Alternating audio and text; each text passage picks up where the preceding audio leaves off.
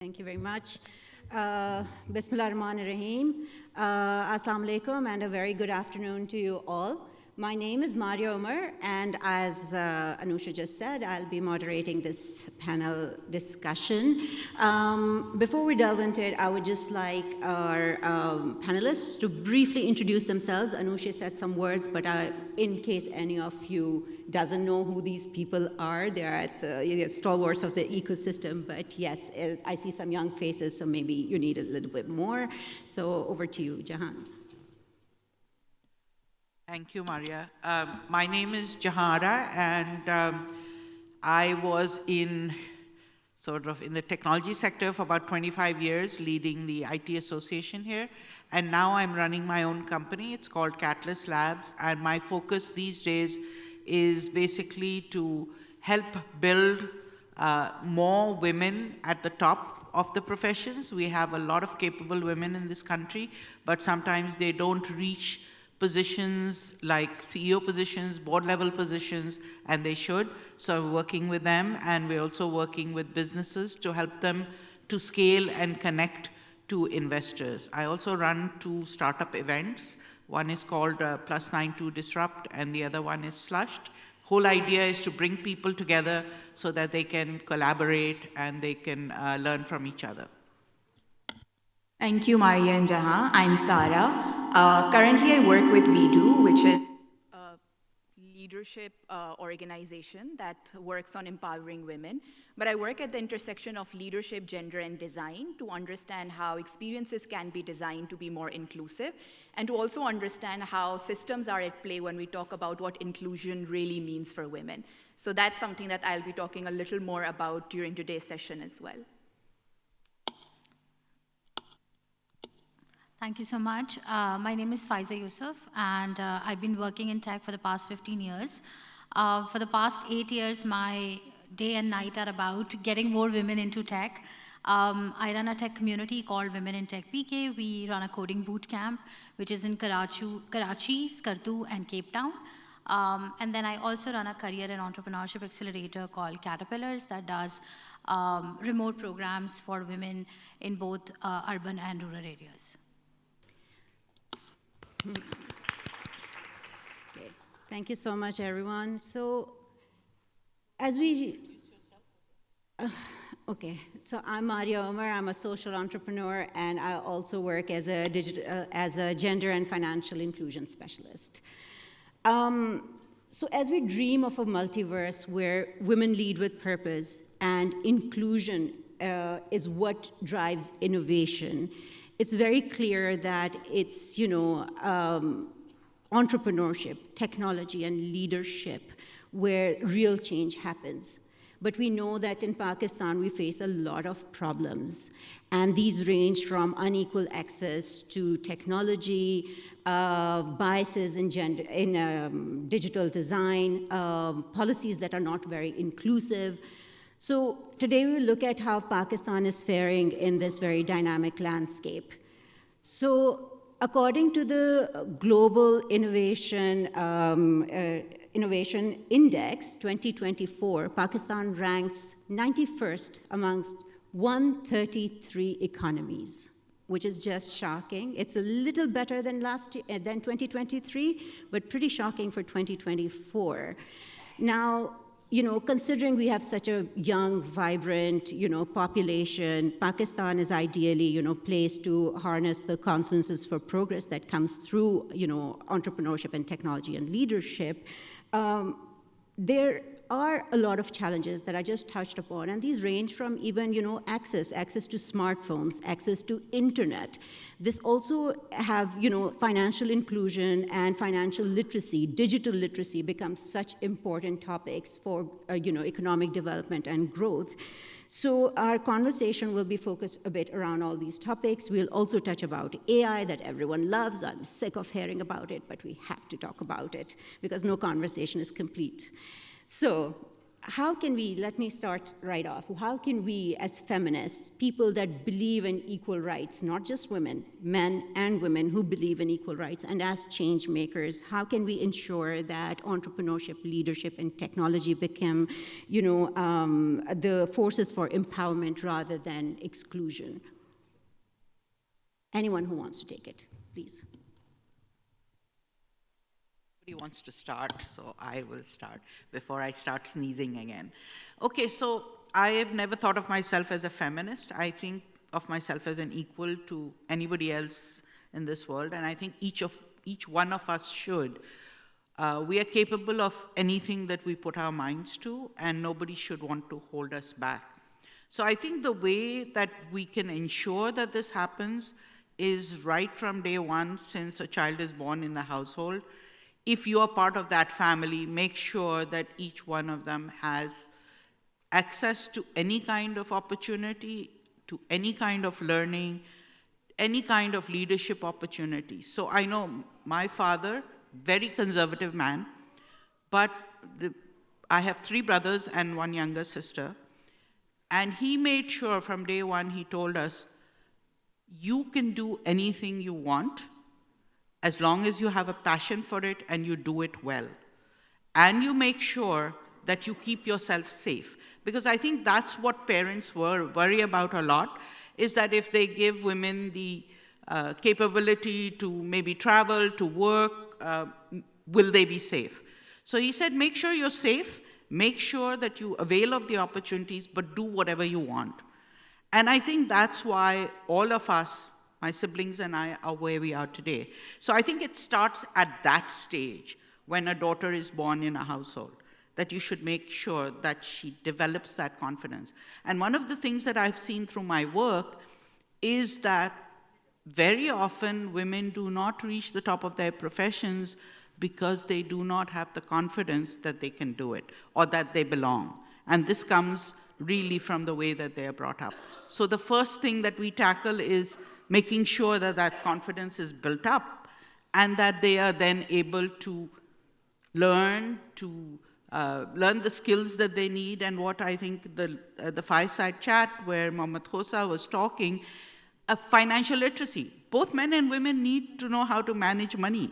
And a lot of men who start businesses can't either. So leadership skills, financial management, and one of the things that I think is missing the most is women do not have a business network. So they cannot avail of opportunities or tell each other of openings that exist, cannot help each other to grow. So these are gaps we need to fill. I think I'll stop here. Thank you. I think one of the things that I've also seen is the lack of understanding the systems at play. So oftentimes we look at things in isolation in terms of if it's a gender issue, we primarily look at, okay, why are women not being given the opportunities? We don't take into account all the systems that are operating within that larger system as well. So the system of patriarchy, for example, lack of access to opportunities, to education as well, and also understanding. So for example, one of the things that we saw was when we would run workshops for women specifically, the women were okay, they wanted to be part of the workshops, they had that access to opportunities as well. Where the key challenge came was understanding that what was not working out was conversion of the gatekeepers or the caregivers. So while women at this day and age are still aware of the opportunities that may be there for them, sometimes their parents are not. So oftentimes, this lack of confidence also comes from lack of information, that if you give your daughter an education, what would that lead to? What would that happen? Because we've always heard that narrative of, if this happens, then it's going to lead to something bad. So similar to what Jahan said, I am one of 4 sisters.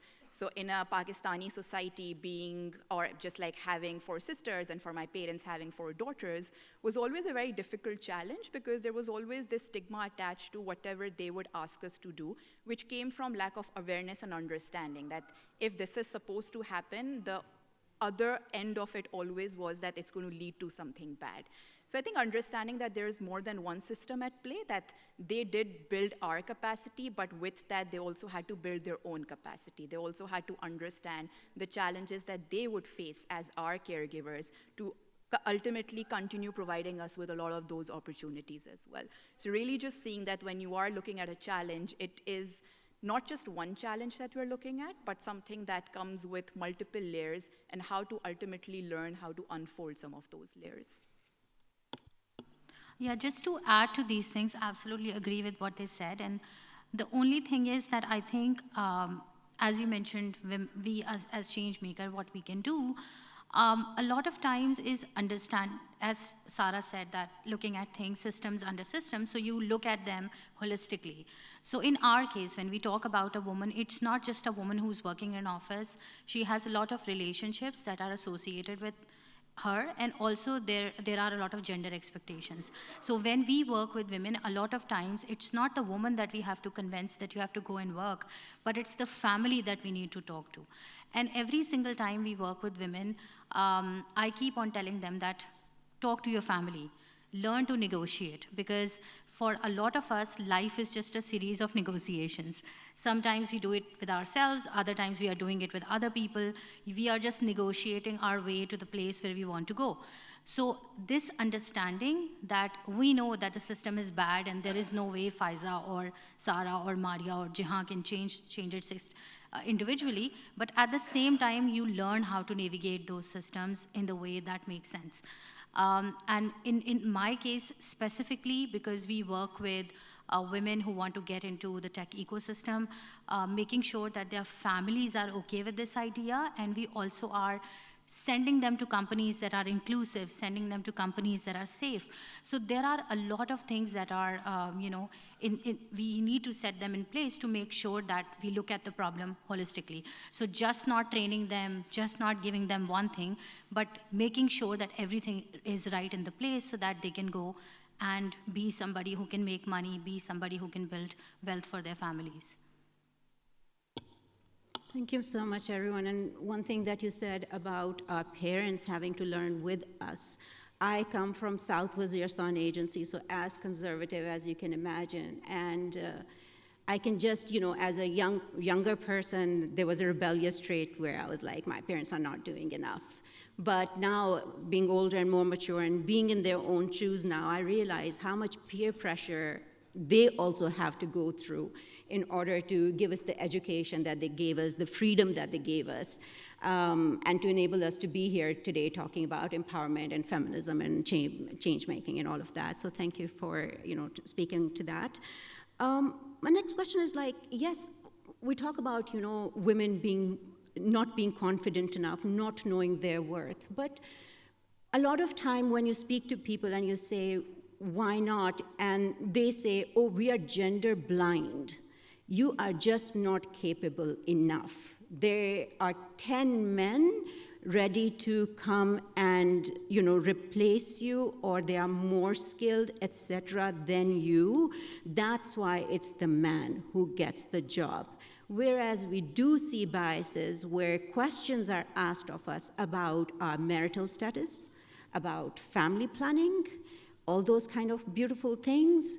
So where do you think, considering all this, what does inclusive leadership actually mean to you, and how do you embody it in your work?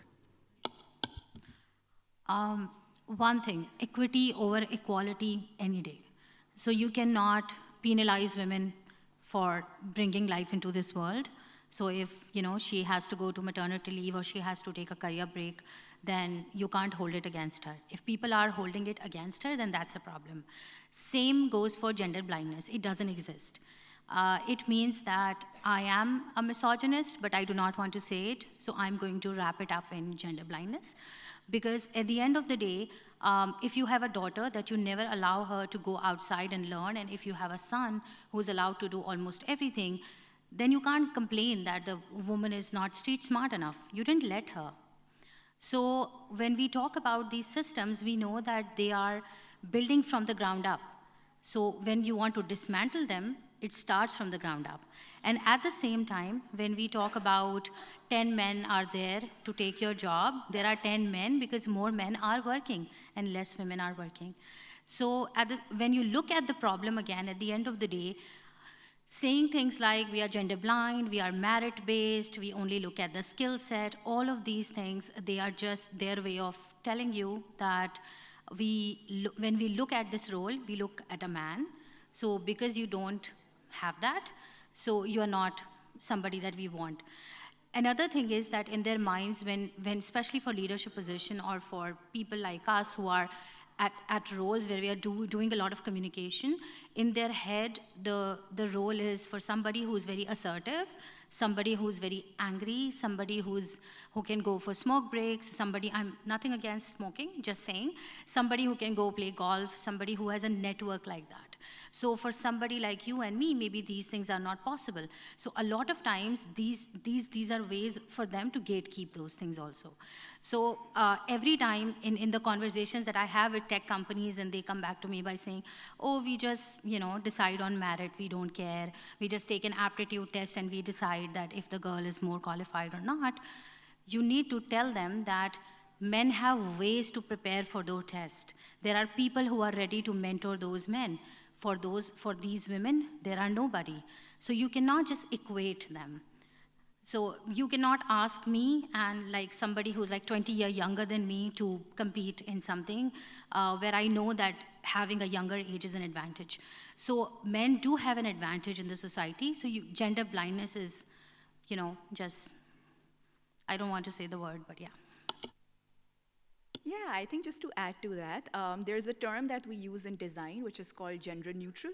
So every time when we talk about, we're designing something, whether it's a product or a service or an experience, we're making it gender neutral. But the default, the way the world works, when we also talk about it being man-made, is that it automatically leans towards that gender. Because just to give you an example, if you're designing a washroom, for example, the two key things that you may need in a washroom are a toilet and at most a wash basin, right? Like those are the basic things that would make up a washroom. But that is a washroom that caters more towards men because it doesn't take into account the realities that the woman may face.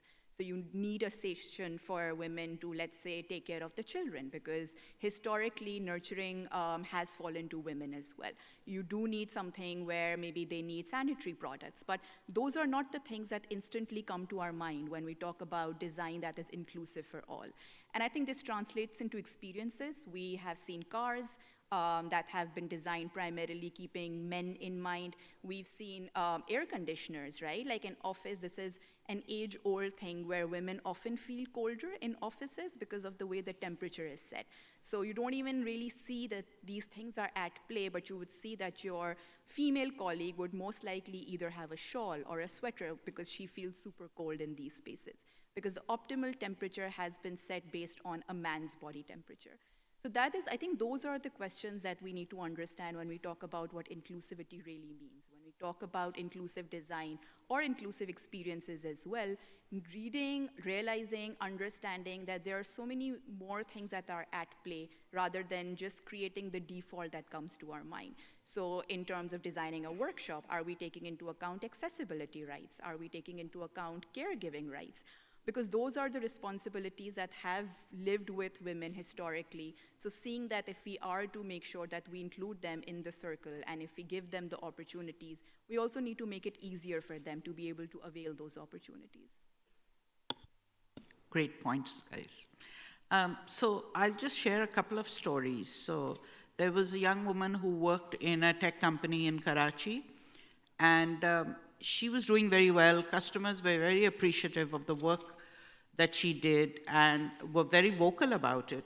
But there came an opportunity for one of the mid-management people to travel to Dubai and then on to Sri Lanka. And instead of her, one of the boys in the team, who actually hadn't been performing well, was given that opportunity. So she went to her senior management and said, I don't understand. I'm performing well, I'm bringing in new business for you, the existing customers are happy, why is it that I was not given this opportunity? And her boss said, well, we assume that your family would not allow you to travel. Why assume? Why didn't you ask her? She said, I have no problem. My family has no problem with me traveling because that helps me grow as a person. It helps me grow as a professional. But the boss automatically assumed that because she was a girl, she would not get this permission from her family, and so then she was not given this opportunity to grow as a professional. She left that company and then has gone on to do many amazing things at the new organization that she joined.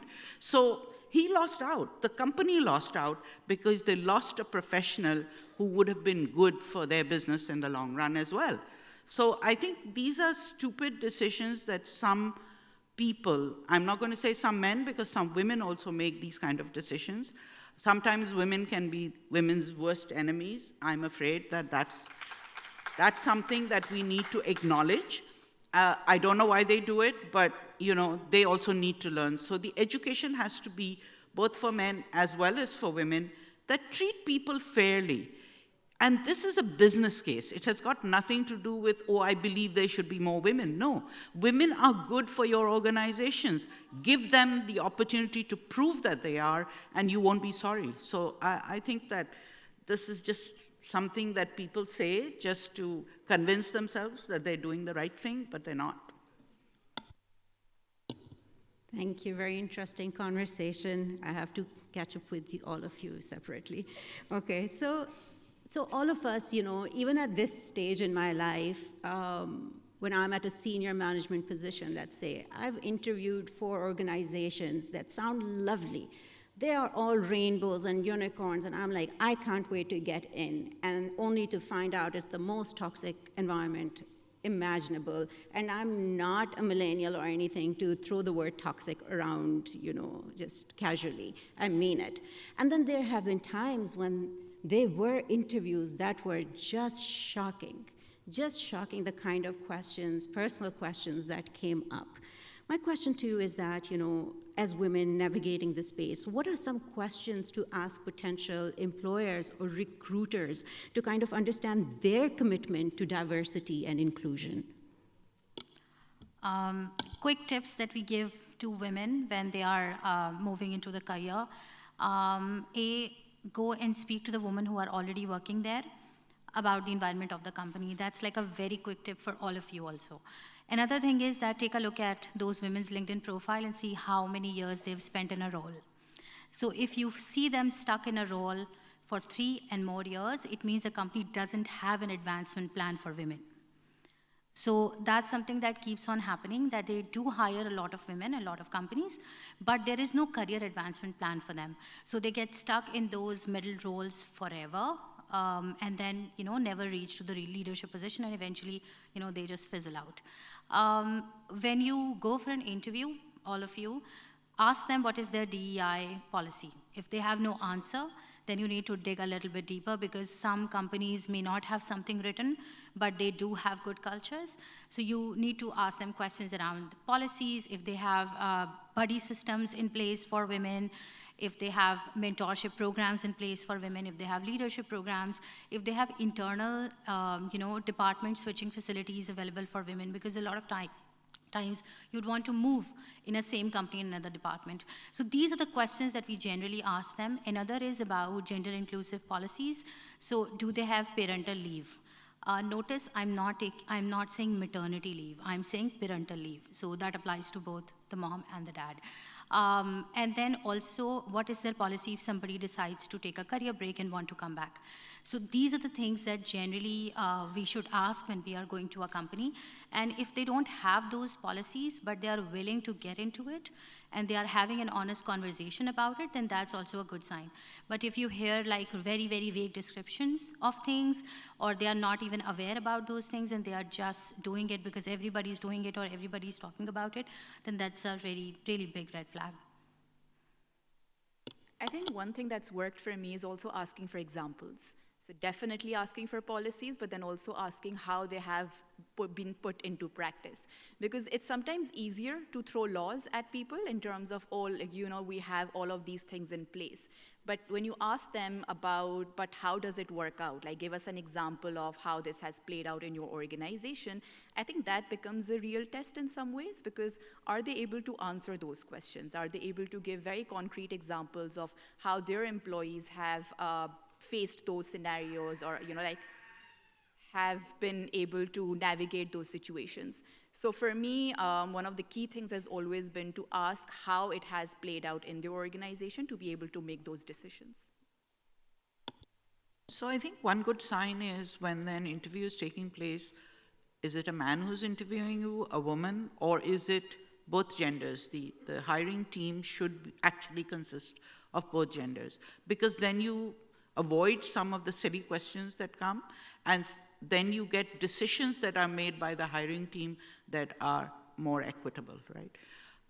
So those are things that you should watch out for. So Faiza and Sarah have already covered most of the things that I would have said. So let's look at smaller organizations which don't have departments, which don't have, large teams that you can talk about.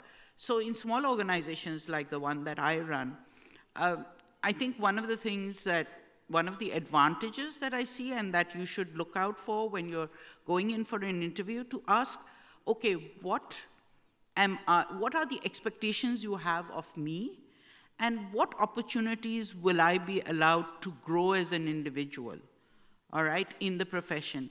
And then supposing I decide to leave a year or two down the road, which normally happens in a small organizations because people learn, they grow, and then they want to move after a couple of years. Will the right steps be taken, or will it be difficult for me to move out and go into a new role in some other organization? So I think small companies have advantages. You learn a lot more, and I've seen this in my own organization. I only hire young people. I'm the only old person in the organization. And the people who come in, as young as a fresh graduate who came in, give them the responsibility to do what they think they can do. They will make a couple of mistakes. Make allowances for that, and you will find that they will execute and deliver much more than somebody who's been working for 10 years. Because they have new ideas, they're excited about what they're doing, and so joining as a young person in a small organization, I think you get those opportunities to try out different things and different roles before you decide what it is that you really want to do, perhaps for the rest of your life.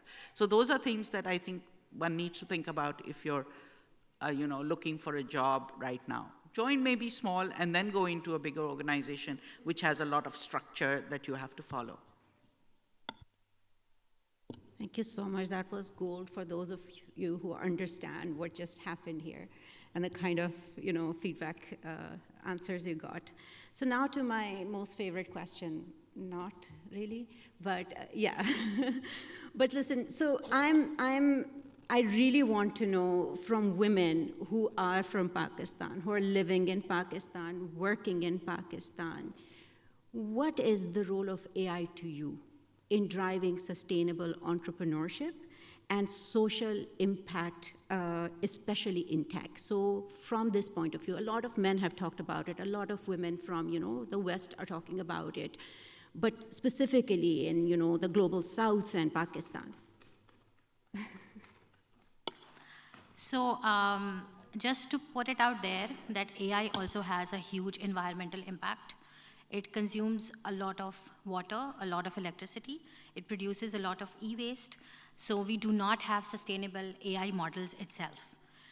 So having that out of the way, AI can do a lot of things, and I'll give you a few examples. So we work with a lot of women who are high school graduates, so like intermediate. A lot of them do not have very good language skills. So writing emails is difficult for them, explaining something is difficult for them, writing a document is difficult for them. But in the last couple of years with generative AI tool, we are seeing that they have learned a lot of ways to use AI to kind of bridge that gap of language. So AI's large learning, large language models are really, really helpful. I've found them using it to make their resumes, answer like interviewing questions, preparing for interviews, creating roadmaps for their learning. AI has a lot of applications in edtech, in health tech. We are seeing a lot of work being done when it comes to measuring resource consumption for bigger organizations. So I was just working with a company. They were taking a look at how much electricity they consume in a month, and then how can they optimize it. So AI has a lot of applications, good applications, but at the same time, in our context, a lot of it that I see is in health tech and education tech. And when it comes to education, interesting point is that it can also help localize a lot of content, which is amazing. You needed like a series of translators and a series of a lot of different people to do that. Now it can do it quickly. You will need a few editors and correctors to make sure that the context is true. Another one of the most amazing things that I've seen the way people are using AI is, other than learning, is to basically use a lot of it to expand, their own knowledge base. So we are seeing that a lot of women are just using large learning models to learn other tools. So they are asking, for example, so I want to create I want to learn Excel, I want to create a dashboard. So they are using an AI tool to guide them through the whole steps of learning Excel. And that is something really amazing because I never thought of that use case. But you will see people using it. Creating a lot of digital art is another thing that I'm seeing that a lot of people are doing, a lot of women are doing and selling that also, which is amazing. So again, in our local context, it does have a lot of applications, but applications are generally limited to the way that individuals are using it, and we don't see a lot of trends right now in Pakistan. I think Faiza's covered most of the things beautifully. I'm just going to add one example from an entrepreneur, a young entrepreneur that I was working with. And I think specific to our context, the way she phrased it really stuck with me because she was like, so she was starting her business, she was working on a business plan, she was also taking it to a couple of people. And she was like, at least AI is not condescending when telling me what's wrong with my business plan. So I think, just that fact that if I take it to any other person, like any man who is a mentor, there's so much that I get that I lose confidence in what I'm trying to put together. But when I ask the same from an AI software in terms of how I can improve my business plan or what else can I add to it to make it better, I don't have any of those negative emotions associated with it. And I feel like that is so powerful and so empowering in so many ways because you finally have something that has a lot of disadvantages as well, absolutely. But at the base of it, like when it comes to our society, you have something that is willing to help you in many ways, also overcome that barrier that comes with maybe thinking you're not good enough or your business plan is not good enough. And I've seen so many young entrepreneurs, especially women, finding power in that and using that tool to really grow and innovate in ways that probably was not as easy or as possible before. Beautiful story, Sarah. So I'll just add one thing here. I think AI can be used and is being used by some people locally and in ways that perhaps we haven't thought of before. A lot of the boring tasks that can be automated can be done by AI, where then I can have the time to do the more interesting things that I want to do as an entrepreneur or as a professional. So I think that's something that maybe we haven't looked at as much, but that's certainly something that we should look at. And this comes up only when people say, oh, will AI take over my job? No. AI will take over probably parts of your job that will then allow you to do something more interesting, more innovative, that you actually want to do. So there's no need to be afraid of AI. AI will be used by humans, and it will be used to get an advantage to yourself if you know what you really want to do. If you don't, then of course, whether it's AI or another human being, somebody will take over your job, right? So I think that's the way AI can be used. Even by teachers, if you look at, Faiza has already explained a lot of the areas where AI can be used, but what about for teachers? Because very often, I've walked into several schools where teachers are afraid to talk about technology. They think that, the youngsters in the room know a lot more about technology than they do, and so they might be caught out. So, for them to learn, AI is one way of saying, okay, I want to teach this, and I want to include tech. What do you think I should know? So these are ways to educate yourself. And I think that's beautiful if that can be done. But technology will never take over from a human being. Human beings have creativity, are innovative, they're able to do a lot more and come up with ways to use technology. I can breathe a sigh of relief. So I would like to ask of the audience here, does anyone have any question that they would like to ask? A question very briefly, please. Yes, sir.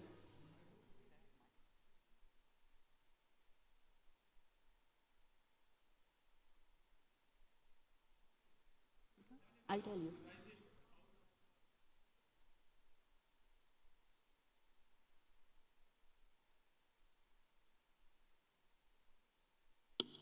Any ethic? So his question is, do you see any negative, forces coming out of AI and, like regulatory?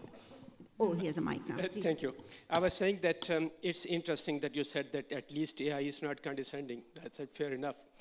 Do you see going forward, of course, you mentioned positive aspects of technology and also the apprehensions which teachers, for example, have. Briefly, I would ask, do you see any ethical or moral dilemmas going forward and which need to be addressed by the regulatory framework or in any other way, for example, in terms of fairness of competition, in terms of equal opportunity, or in terms of proprietary rights, or any things which you fear about or concerned about? Thank you.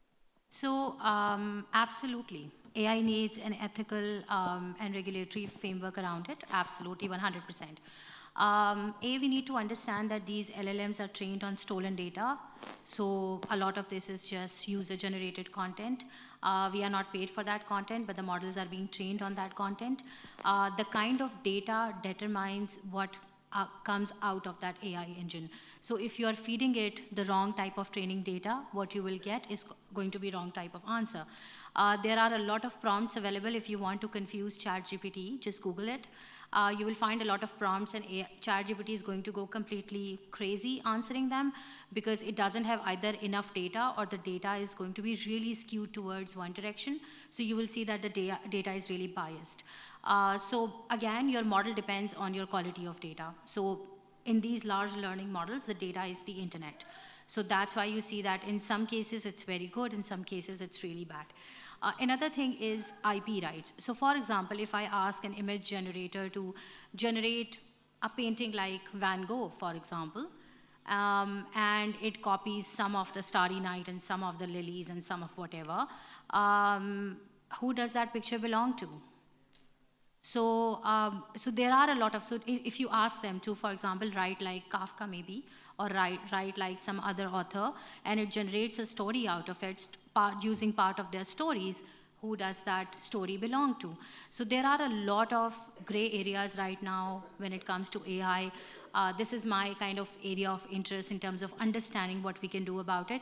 But absolutely, and right now, after the launch of DeepSeek, these are the questions that are being asked and answered, not only in terms of sustainability, but also in terms of ethical use and fair use of data. Yeah. So just to add, and these are discussions that are actually taking place right now, even in the US and Europe and elsewhere, because these are areas that we should be thinking of. But remember, AI is not ethical or non-ethical. It's the people who are feeding the data who are putting in ethics or the lack of them into the data. So it is us. It is not AI. AI is just technology, right? So that data needs to be accurate. So we need to test the data to make sure that it is. But as Faiza said, when it's paintings, it's books, who's the author, who owns it, all of that is being discussed right now. And I think at some time, some decisions will be made. But this is going to be ongoing.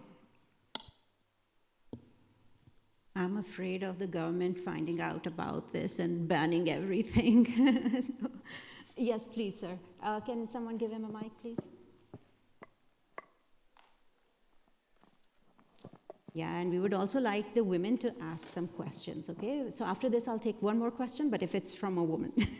Go ahead. Assalamu alaikum. My question is for Faiza. I might be mistaken, but you talked about किसी, for example, technical role में अगर किसी को hire करना है और कोई aptitude test होता है, and women applicants don't score as well, so there needs to be an allowance made. And I'm curious, नहीं ऐसी बात नहीं थी, ठीक है? If you can just comment on that, because I mean I really loved Jahara's point about treating people fairly. Yeah. And I understand that you need to like manage the funnel better and try to find more people and empower them more at the grassroots level. Like, and I was a little confused when you talked about that. So if you could elaborate, please. Thank you. Thank you so much for the question. I'm glad you asked it. It means that other people didn't also understand it. I didn't mean to give them allowance. I meant connect them into networks where they can find mentors. So in the work that we do, so when it comes to boys who are recently graduating from universities, there are a lot of seniors who are helping. They have friends in different universities or different institutes where they can go hang out, ask them questions. Acha, where do I go? Do I go to Lead Code? Do I go to HackerRank? Do I go to here and there? And what do I prepare? But when it comes to women, there is isolation. So for example, if I talk about myself, I was the first one who went to university from my family, first one who went to an engineering university and an engineering public university. When I wanted to get into my career, there was nobody to ask any questions from. And I stumbled upon, like, I did very poorly in the first few interviews because I couldn't find any support. So the kind of work that we do is to provide them those support networks. It's not about giving them the longer or the shorter end of the stick. It's about making sure that you create an equitable environment. So if men have these opportunities to network, to talk to people, then women should have that also. And it's really important for professional grooming also. You will see that if you interview both men and women, and I'm sure you must have interviewed somebody in your life, you know that women are generally very confused in the interviews because they are not taught how to present in the interviews. They are not taught how to negotiate salaries. A lot of them may have a lot of questions around company's environment. So this is the kind of gap that we are trying to bridge to make sure that they have the right information and they know what they want to do. And when they make this decision, they have ample support available so that they can do it. I hope I've answered your question. I want to add to this. Look, when I first started back in 2008, this was the first time I was stepping outside of the house to work. And I didn't know where to go and look for advice, for support. My family, nobody did business. Everybody had like jobs at corporate and, bureaucracy. And when I did reach people, because I was, crafty that way, I went on LinkedIn, looked at people who were in the industry and reached out to them. And a lot of time what happened was they immediately gave me a phone call, they immediately asked to see me and everything. I didn't have a problem there, but then they were more interested in my personal life. A silly Facebook post I put up, a tweet I did, rather than what I had to discuss with them. I was never taken seriously. It was an old boys club, and they all hang out together, they go play golf together, they go to the gymkhana together, or their kids do. People like us who are complete outsiders, we don't know where to seek help. Now with the introduction of these incubation centers and all, things have changed somewhat. But I went to a business incubation center at a public university and they said, oh, girls just don't want to get into business. I was like, that's not true. And a week later, I had 100 girls from that university in an idea, workshop. Ideation workshop. Why? Because I said, have you ever asked them if they can stay back after university? No, that never crossed our mind because we are gender neutral, we are gender blind, we are for everyone. No, you're not for everyone. Women have challenges. So you have to remove those obstacles. You have to be more gender sensitive in order to get them there, not because you're giving them handouts, but because that's the society we live in. Having said that, one more question yes, Meher, if someone could please bring the mic here.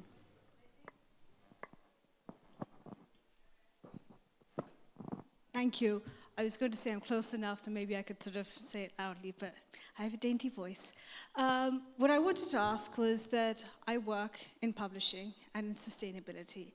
And one of my areas of focus is on what is termed as the indigenous, whether it's craft, whether it's digital literacy at the grassroots level.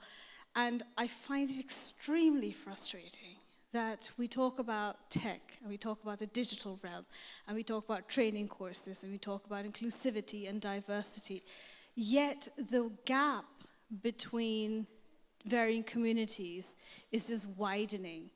And on the other hand, you have such fantastic work that's already out there. All it needs is to be amplified in the digital realm. What can be done to bridge the gap? Because we have tried everything. We've tried speaking to people in urban spaces, we've tried reaching out for training courses, and somehow or the other, there's a lot of wonderful conversations that take place, but nothing ever materializes. And I'm really at a point where I'm so tired of hearing funding is an issue. Like at this point, I'm willing to pay out of my pocket. What do you think can be done to sort of amplify the work that's being already, and this is work that's existed long before our DNA. You know, something as simple as cotton, for example, right? How can you take the indigenous and amplify it onto the digital realm?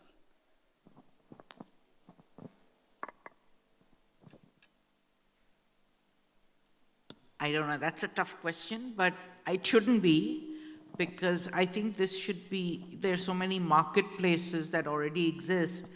Use one of them to make sure that these products are up there and then they're promoted. Listen, you're talking about products. I'm talking even about people. No, I'm sorry. Yeah, maybe I misunderstood. No, sorry, not for clarifying. I'm not talking about products. I'm talking about sort of intangible heritage. I'm talking about the environment. Heritage. I'm talking about, let's take the rivers, for example, right now, what's happening in Sindh with water, right?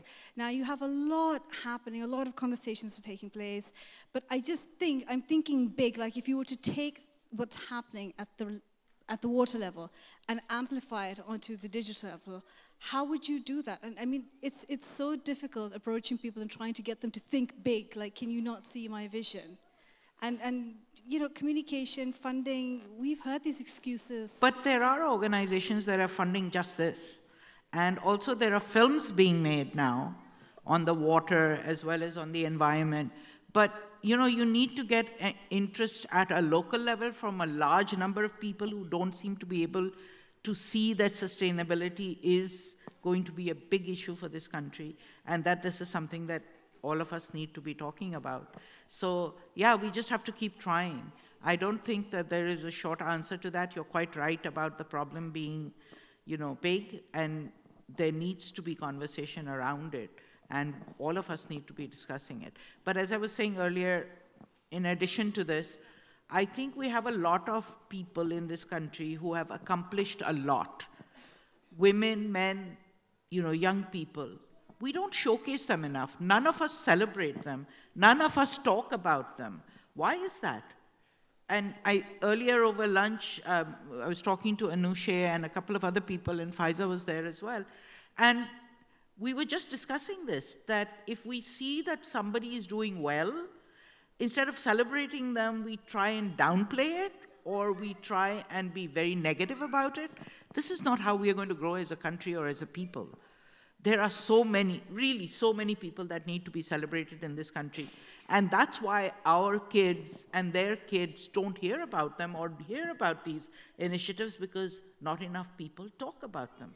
We need to start doing that, maybe making films about them, maybe you know, creating much more social media content about them, having them as part of our education system. I mean, why do we only need to talk about things that kids can learn on their own? Why don't we talk about this? So these are things that worry me a lot more. But yes, what you're talking about is extremely important.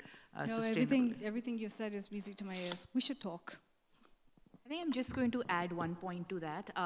It's a tough battle. I think having worked in both culture for some time as well, and really just realizing that we somehow don't take pride in our stories. So a lot of it is that, you know, we've seen it, we've heard it, but we never fully internalize it.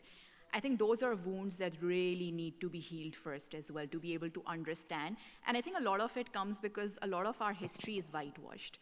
So I'll just give you an example. My thesis project was on Design Archive of Pakistan, and I was trying to record Pakistan's design history, and for like huge chunks of that historic period, I was not able to find anything because it was either burnt away, it was trashed, it was deemed as immoral. We don't own our history, so a lot of it was lost and could never be recollected again, because if you also lose out the people who record those stories, I think we will be fairly lost without that. And just another example, I think we also need to understand that we need to create that two-way bridge as well in order to be able to maintain those historic narratives. So I worked with entrepreneurs working in agriculture, and I think one of the key challenges that they faced was that they were not able to make farmers adopt technology, because one of the things that farmers would keep coming up was that, oh, but this was something that was done a specific way hundreds of years ago by their forefathers and their forefathers as well. What was not being communicated in that was that while they were trying to make them adopt technology and understand that it's going to be beneficial for them, they were not really keen on seeing that the age-old technology also had its benefits. So it was also playing its part at a time when we didn't have AI, when we didn't have internet. So I think just that gap in terms of, yes, my work is important now, but also understanding that they survived over 100 years ago because of a certain way, I think that also needs to be spoken about. So we really need to create these narrative bridges where we talk about not just what's happening right now, but also what has happened in our history. Thank you so much. One last question, and this is for all of you, and it came from one of the panelists who asked me to make sure I ask this. So as we strive for a future where women lead with empathy, inclusivity, and intersectionality, what strategies would you propose to dismantle the systematic barriers that have historically excluded women from positions of power? Loaded question. Yeah? Yeah, very loaded question. So the first part of it is the policy level changes. So you need those policy level changes. Something as simple as pay transparency, for example. So if your company tells you to shut up about your salary and not talk about it with your coworkers, then there is something fishy going on. So you have to make sure that there are policies, government level pay, of course, but organization level ki jo policies hain, a lot of that needs to standardize. We have tried doing that, created like a DEI framework and a policy framework, but again, as yesterday, the Chief Justice was saying that there are a lot of policies, but there is not enough enforcement. So one is on policy level, and then the other is the narrative. So the leader narrative is something that doesn't define a person who look like me or look like you guys. So that narrative building is really important, and it's going to start from us, a lot of us talking about it, but then also asking questions. So Jiha and I were in a workshop where somebody mentioned that women are good at certain things and men are good at certain things, and we wanted to, just be sharks and jump on the person, but then I started to ask him that, what benefit does it serve? So if you are saying that, men should go to engineering jobs and women should go to nursing, if a guy wants to be a nurse, then what? Does it serve a purpose? So that narrative actually doesn't serve a purpose anymore. It doesn't serve anybody right now. So that narrative needs to change, and I think a lot of us, we keep on talking about the same things over and over again because repetition is a way to make people learn things. So I think the reason that we do have these conversations again and again is to remind people that the change needs to happen from the top down and from the bottom up also. Yeah, I think for me, one thing I keep coming back to is understanding systems. So zooming out and seeing that it's not just one thing that's at play, but multiple layers that work together. So just to give you an example, I've been part of leadership programs at multiple levels, programs that are for school-going and college-going students, programs that are for students who are in universities, and then programs for early to late professionals as well. And there's been a curious trend that, when I was looking at a program that was for, let's say, 8th to 10th graders, 3 out of every 4 participants, they were women, like they were young girls who were interested in doing that. When I was teaching at Karachi University, out of the 30 kids in my class, 25 of the students were women. Later on, I was also leading workshops that were for like students who've just graduated, were starting either their own businesses, innovations, ideas, and then also programs that cater to more senior level professionals, the ratio completely flipped. So in a cohort of, let's say, 20 participants, probably 6 would be women. Yeah. And so, you see that systematically women keep dropping out. There are so many other layers that are at play. They get married, they have pressures from their family about not working. There's just so much that is stopping them from getting some of the opportunities that also exist. So really just seeing that it's not just that they don't want to do it, because that is also the question. Oftentimes, I think women are not asked in terms of whether you even want to do this or not. Can you do this or not? They're just automatically dropped from the system. So seeing that, what are all the layers that are at play that are stopping women from reaching their full potential? Thank you so much, Faiza. And, sorry, Sarah. May I add just one point, because I think my 2 fellow panelists have covered most of it. I think that one of the things that we should constantly be doing is to showcase, as I said earlier, the women who have made it. So one of my programs that I run, I make sure I bring in women who also have struggled through what these young women are struggling through and have gotten to the top. So whether it was the state bank governor, she agreed to come and talk to these women and talk about the challenges that she had been through, but now she was state bank governor, right? And similarly, women who have led Unilever, for instance, Musharraf Hai, she talked about the struggles that she had. And then you bring in the men. So men sometimes can be very honest about how they got there, and they talk about the women who were responsible for their growth. So when Amir Paracha of Unilever talks, he says, it's because of Shazia Syed and Musharraf Hai that I am where I am today, because they taught me everything I know as a professional. So I think it's very important for men to jump in on this and say, listen, women can do this, have done this over a period of time. We will need to work on it constantly for the change to happen. It's not going to happen overnight. From our homes to our offices to society, we need to be talking about this subject and not brushing it away. Because if we brush it away, listen, one of the good things that the bad economy has resulted in is one salary is just not enough to run our households. So many people who resisted sending women out to work are now saying, yes, yes, please work because we need the money. We can either feed our children or give them an education or give them a good lifestyle. So this actually puts in a lot more pressure on the women, because now they're expected to run the household as well as go out and work. But I think they will work this out and they will do it together. But this has shown that actually there's no resistance to sending women out to work. It's just that sometimes it's an ego, sometimes it's a cultural barrier, and we need to fight it and make sure that women do. It's a choice. If I choose not to work, I should not be forced to work. But if I choose to work and I think I can, juggle things, let me do it. Why hold me back? Yeah. Thank you so much for those thoughts. So in the interest of time, I'm just going to wind it up, although we can go on for another hour. But my biggest takeaway from this is AI is not evil. It's not taking anything away from us. It's here to help us. And that also we need greater equity. And women have got it all. They just need more nurturing spaces. And they are, they bring in a lot of empathy and inclusivity to the spaces where they work. So thank you so much, Faiza, Sarah, Jahan, for an incredible session. Thank you to the audiences as well.